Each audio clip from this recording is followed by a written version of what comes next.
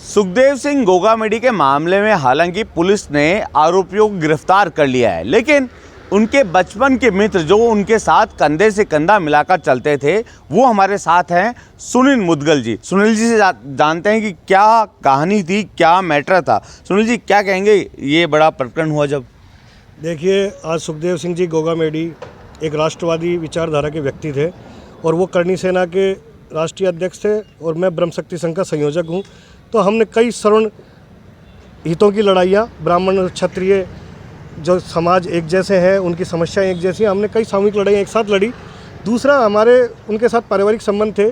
बचपन से मैं उनको जानता था। जो आज उनके बारे में कहानी निकल के आ रही मैं आपको बताता हूँ।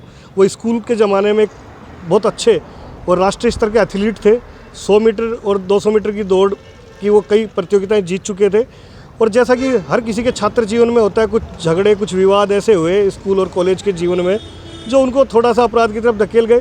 पर उसके बाद उन्होंने उन सब चीज़ों से बाहर आकर अपने आप को मुख्य धारा में लाने की कोशिश की और उसका परिणाम ये हुआ कि पूरे देश में उन्होंने राष्ट्रवाद और करणी सेना के थ्रू राष्ट्रवाद और हिंदुत्व की जो लहर को जगाया, एक बड़ा काम था।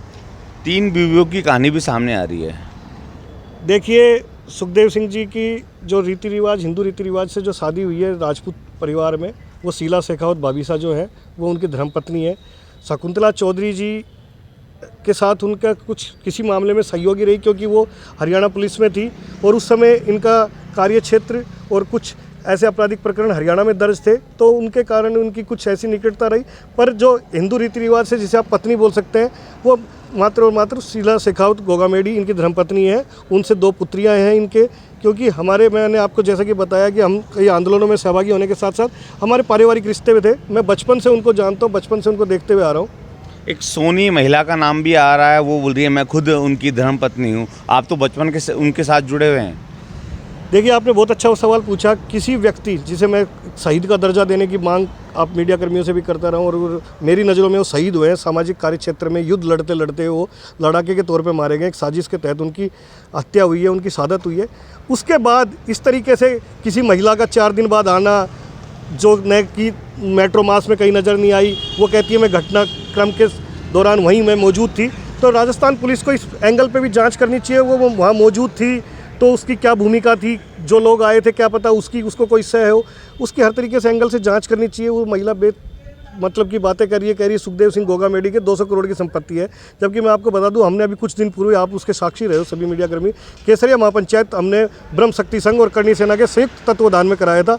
तब हमें पता है कि कैसे 1-1 रुपये के लिए हम परेशान हुए थे। सुखदेव जी ने और हमने जन सहयोग से, जन राशि से वो महिला जो कह रही है वो अपने आप को धर्मपत्नी बता रही है। वो बोल रही है सालों से मैं उनके साथ रहती हूँ, वहीं रहती हूँ। जब गोलीकांड हुआ था तब भी उनके साथ वहीं थी।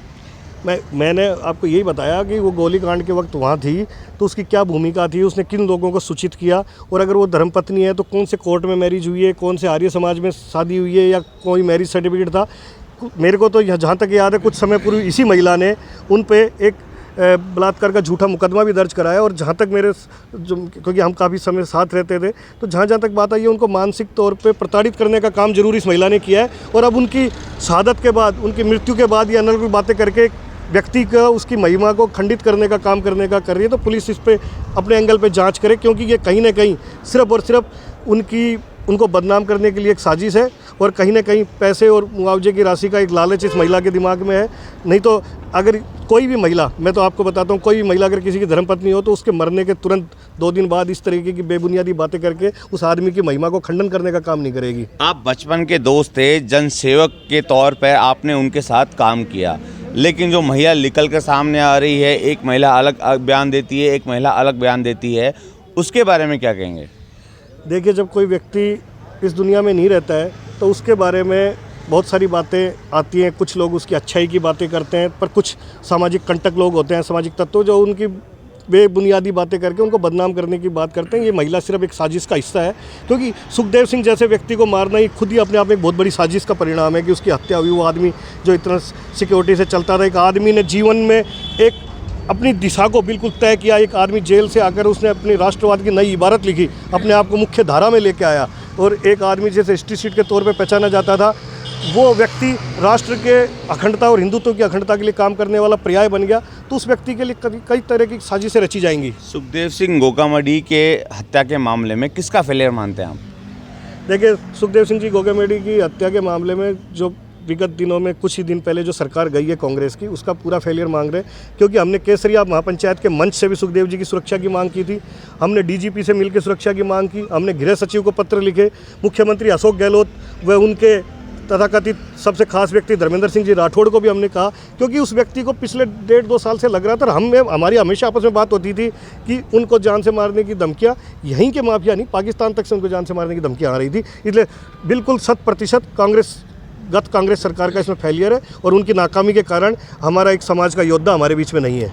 बिल्कुल निश्चित तौर पर, हालांकि सुखदेव सिंह हत्याकांड के मामले में लगातार आक्रोश तेज होता जा रहा है। अलग अलग सर्व समाज के लोगों का कहना है कि कहीं ना कहीं कांग्रेस का फेलियर है। कांग्रेस अगर सुरक्षा दे देती तो कहीं ना कहीं सुखदेव सिंह पर इस हत्याकांड नहीं होता। बहरहाल आरोपी को पकड़ लिया गया है। आरोपियों को पकड़ने के बाद हालांकि पुलिस जांच भी करने में लगी है।